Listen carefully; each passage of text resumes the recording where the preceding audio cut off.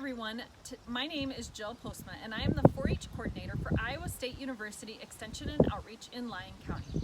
Today is the third of 3 virtual learning drop-off kits that youth could sign up for in Lyon County. The third project I'm going to have demonstrated is how to plant a flower planter, or as we're calling it today, Fun with Flowers.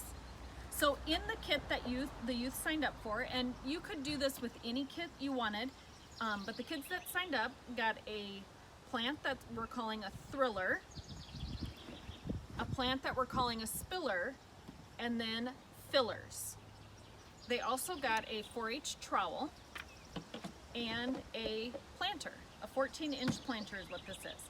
Some of the extra supplies that you will need for your workshop or for your planter is plastic bottles and planter soil. You also received important tips and tricks,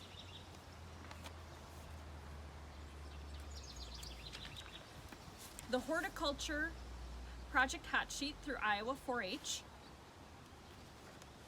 and a publication through ISU Extension and Outreach called Growing Annuals in Containers. Presenting today is special guest Dawn Henderson. Dawn is the ISU Extension and Outreach Horticulture Program Coordinator for Lyon, Sioux, O'Brien, and Osceola. We thank her for presenting her knowledge today on how to plant flowers in a planter. Let's get started. All right, so let's get planting. Your first step, now that you have your pot, you're going to throw in some clean bottles. These are optional, you do not have to do it. It's just to fill up the bottom of the pot so you use less soil and it kind of increases the drainage of the soil so the water can move through the whole pot quicker. So we've got empty, clean water bottles here. We don't have the lids on so that way they don't get musty or moldy in the middle. And you just can put a layer down in the bottom of the pot. You can put as many or as few. I would not fill any more than the bottom 1/3 of the pot with any sort of plastic bottle. That makes sure you have plenty of soil in your pot. So once you have your bottles in your pot, you're going to want to add the soil. Now here we have our soil. It is a potting mix from Miracle-Gro. You can use anything. It does not have to be Miracle-Gro. It can be Black Gold. A good tip is do not use garden soil because that is going to compact or get really, really close together in the pot and will eventually form almost a brick in your pot where the flowers won't be able to get their roots through. They won't be able to get any of the water they need, and they just overall will not be very happy. So we are going to be using a potting mix that is actually technically soilless, and we'll pour it in.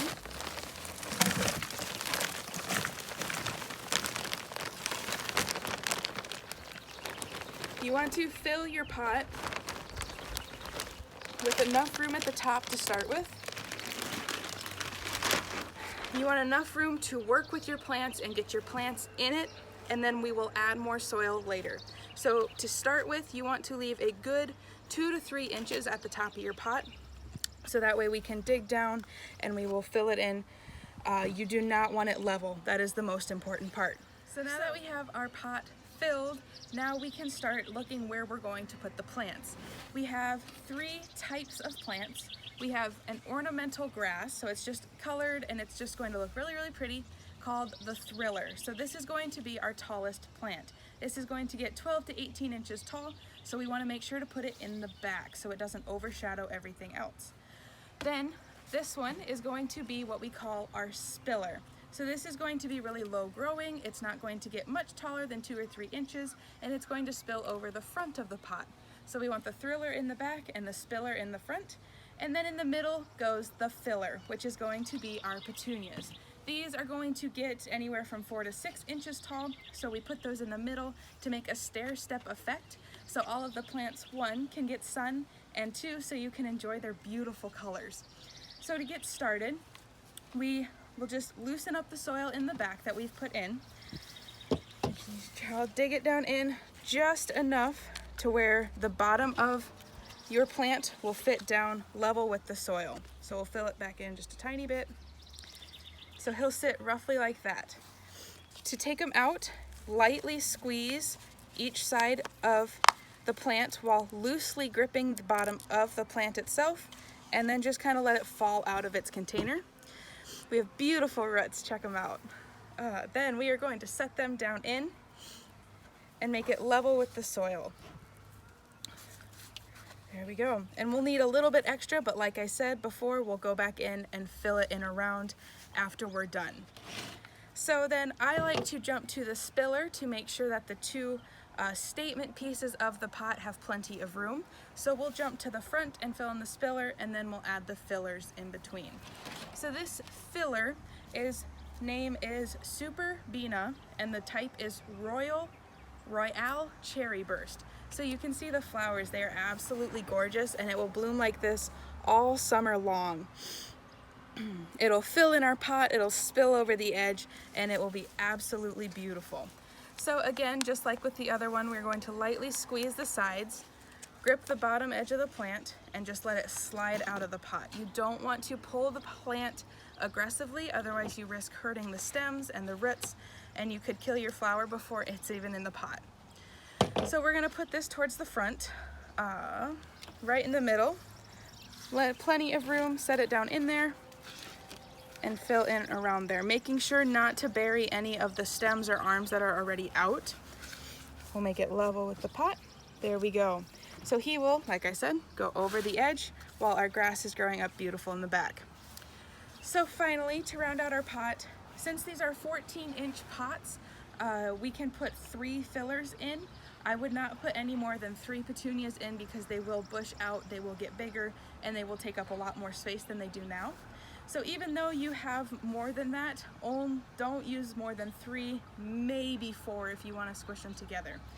So we will put those all through the middle and really round them out. And let's see.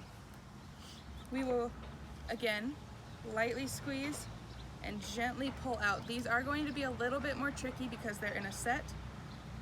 So don't be afraid to gently pull the roots apart and you'll have that hanging off. So then we'll stick these down in there.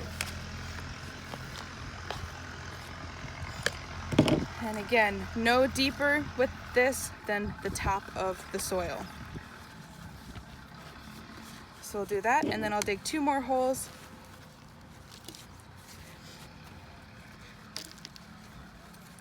And we'll stick them in there.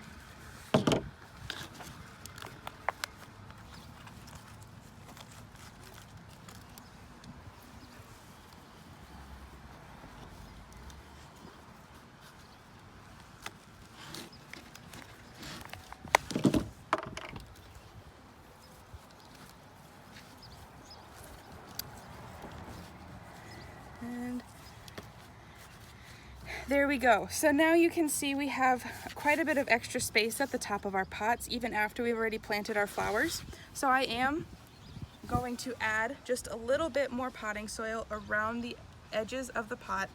Again, you do not want it to be level, even with the flowers in there, because you want a place for the water to collect. When you water it, you don't want it to float off, because then it not only loses water, it'll take soil with it. So if you leave a lip along the edge, roughly 1 inch, maybe 1.5 inches, it will collect the water and it will be healthy and happy just like that. And that's all it takes to plant a beautiful porch pot bucket of flowers. So now we have our pot lantern planted and ready to go. Now you just need to take care of it for the rest of the summer. Of course, the 2 biggest things are going to be water and sun. When it starts to get warmer, you'll need to water it more, but typically what you need to follow is about 1 inch a week. And the easiest way to tell when you need to water is to pick up your pot and you can feel actually how much water is in it. So get an idea right now before we put any water in it, how heavy it is. Then, once we water it, we'll put about 1 inch across it. When you are watering, make sure not to cause any sort of gouging or holes in the very top of your soil and to wash it out. Do a nice little sprinkle all across the top. There we go. And it'll need a little bit more than that, but now when I pick it up, I can feel that there's water in there. It's a lot heavier, and these plants will be much happier now with that water. So once it starts to get hotter, you might have to water it once a day rather than once a week. Just keep an eye on it. If they're starting to wilt, give them a little bit of water. Now sun, I didn't mention this earlier when you're picking out your plants, but when you're picking plants, make sure they have the same sun requirements. So there are plants that are specifically for full and part shade, and there are plants that are for full and part sun. Here we have full and part sun plants. So this grass likes full or part sun. Same with the supernova here, and then we have our petunias that prefer full sun but will do just fine in part sun. So all of these have the same level of light that they need, which means that they want at least 6 to 8 hours of sun every day. So if you're going to set it in a shady spot, they won't be very happy and they will not grow nearly as well. So make sure you're getting just enough sun. These will be happy pretty much wherever you put them.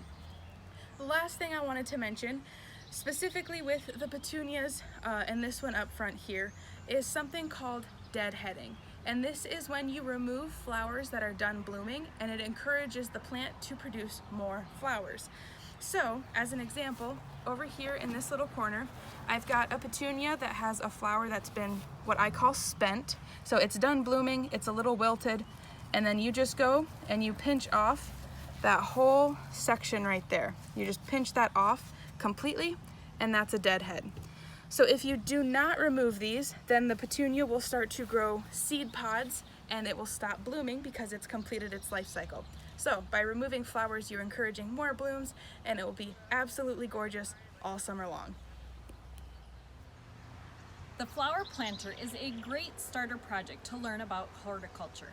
If you're also interested in growing your own food, but your parents aren't quite ready to till up their lawn, a planter is a great way to start learning how to grow your own food with vegetables.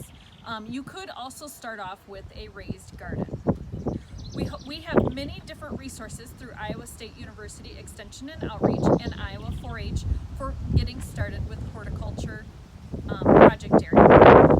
We hope you enjoyed learning more about horticulture. A reminder, if you are creating this project as a 4-H exhibit, you'll want to think about your 4-H goals. What did you learn or do? What steps did you take to learn or do this? And what are some of the most important things you learned while creating your exhibit? These are all great things to think about as you plan your 4-H project learning. Thank you for participating and watching our video, and we hope you all learned a little bit more about the 4-H horticulture project area and how to create an annual planter.